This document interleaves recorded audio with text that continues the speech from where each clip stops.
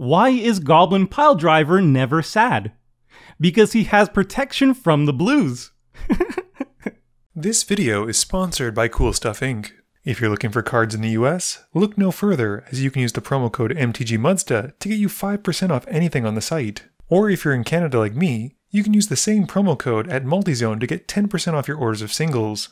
If cards aren't what you're looking for, Original Magic Art has playmats, tokens, and sweet art that you can use that same promo code to help you get 5% off your order there. And if you just want to help out the channel, you can always consider becoming a patron for as little as $1 a month and join the generic Goblin Gang.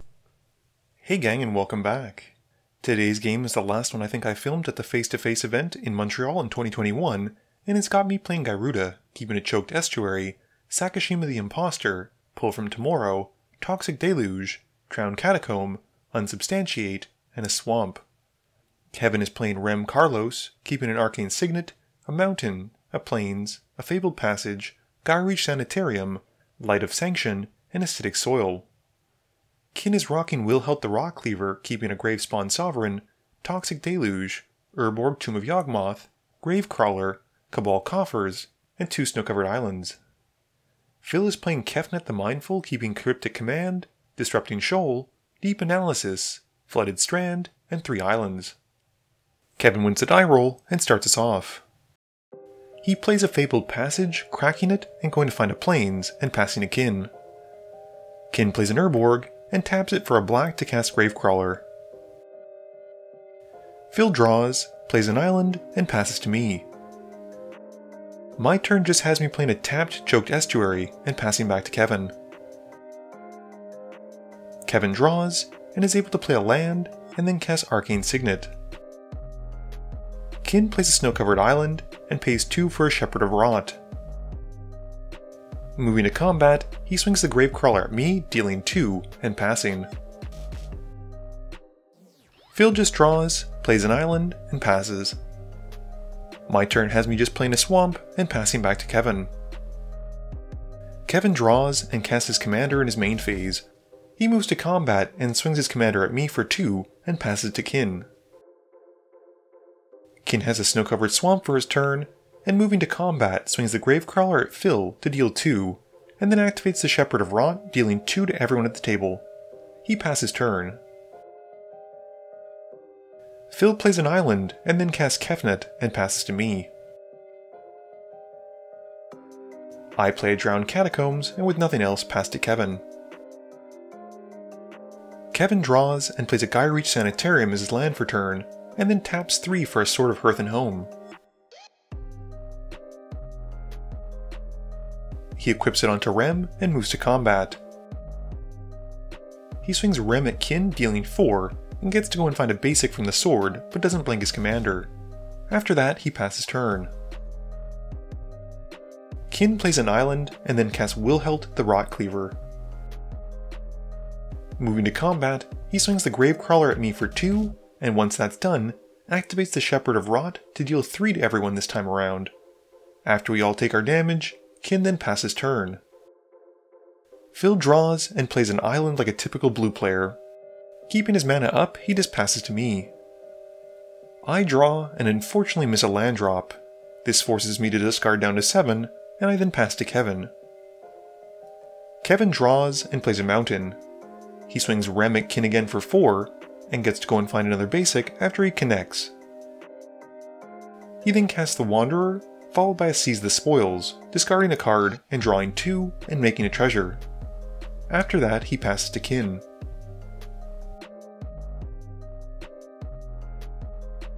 Kin plays a tapped Watery Grave, and then casts an Ashnod's Altar. Phil responds to this, however, by casting a Cryptic Command, countering the spell and bouncing Wilhelt back to Kin's hand. Kin responds to this by activating the Shepherd of Rot, dealing 3 to everyone at the table. He then moves to combat and swings the Gravecrawler at the Wanderer for 2. After that, he passes to Phil.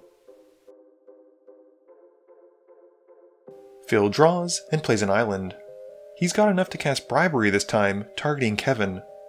He grabs a Backdraft Hellkite with it, and then passes, and at the end of turn, I cast Pull from Tomorrow, where X is 1, to draw a card and discard a card. I draw and play a Temple of Deceit, scrying 1 and bottoming it. After that, I pass to Kevin. Turn 6 has Kevin drawing and then cracking his treasure to help cast Talisman of Conviction. He follows up with an Acidic Soil, dealing 6 to Kin and Phil and 5 to me. He then casts a Wheel of Misfortune, and we all choose numbers and then reveal, with Phil choosing the highest at 7, so he takes 8 thanks to Rem. I choose the lowest, so everyone except for me gets to wheel. Moving to combat, Kevin swings Rem at me for 4. Once his commander connects, he gets to go and find another basic thanks to the sword trigger. After combat, he's able to cast for the spectacle cost Light Up the Stage, and exiles his top 2 cards, revealing Fiery Confluence and a Dismantling Wave. Sadly, with no mana to cast them this turn, he passes to Kin.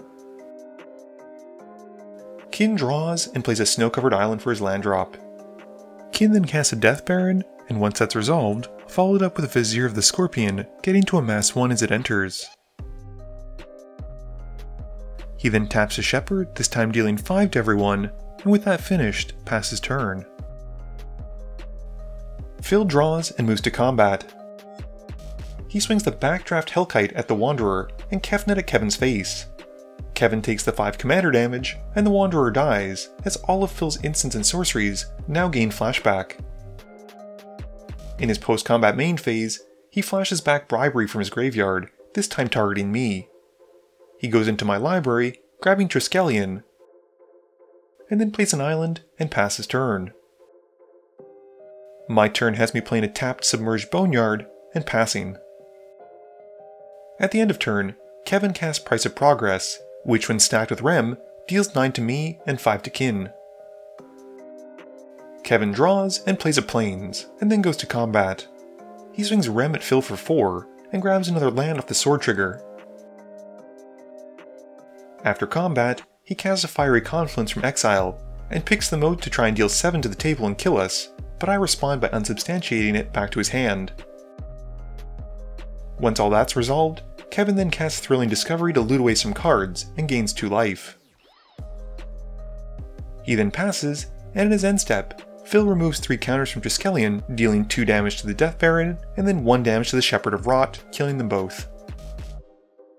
Kin's upkeep has him paying for the pack trigger, and draws for turn. He plays a snow-covered swamp, and then casts a Crypt Breaker, and goes to combat. He swings everything at Kevin, who only takes 4, and Kin then passes to Phil. Phil draws and moves to combat. He swings his 2 flyers at Kevin for 9, who takes the hit. In his post-combat main phase, Phil then plays a Misty Rainforest and casts a Consecrated Sphinx. In response, I cast Jawari Disruption, and Phil cracks his Misty Rainforest, losing 1, to get an island to pay for it. Once that's done, he passes to me. I draw, and Phil draws 2 from the Sphinx trigger. I then play a Mishra's Factory, and cast Gyruda, milling everyone for 4. Unfortunately for me, of the creatures that I do hit, none of them are even costed, so I whiff completely.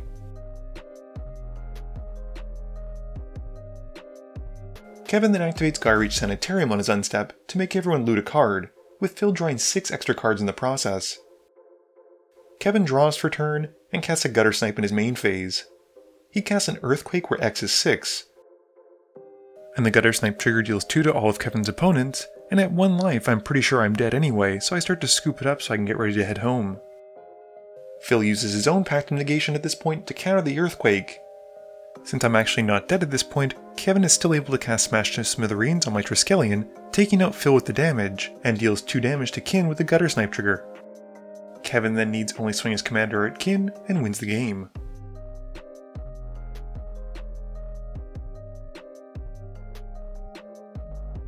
Game review time. This one was pretty painful, and I blame a lot of that on Kin and that Wilhelt deck, not to mention the Shepherd of Rot. Averaging about 3 life off of everyone every round was pretty gross. It did make sense that he swung his Gravecrawler at me and Phil, since Phil would basically counter his stuff if he went for a combo, which as we saw he did, and my deck was kind of similar in that I would have made him mill his card that he probably wouldn't have been able to get back. Unfortunately, that meant that Kevin went unmolested for most of this game, and those price of progress type effects were brutal when it wasn't hitting him at the same time.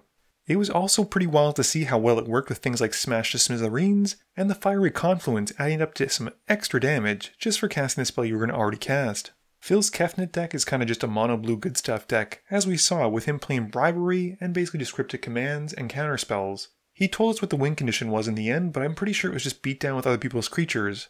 My Gyruda deck, and I know people are going to say I gotta build it better, just does not itch that scratch that I'm looking for. I think if I'm going to go for a Graveyard Matters deck, it'll probably be something like Fenax, or maybe just repurpose the deck into Runo, because that seems like a lot of fun. This video wouldn't be possible without the help from my sponsors, Cool Stuff Inc., Multizone, Original Magic Art, and Alter Sleeves. But it definitely wouldn't be possible without the help from you, the viewers, and my patrons. So I just want to say thank you for watching, and to remember, friends are just opponents you haven't eliminated yet.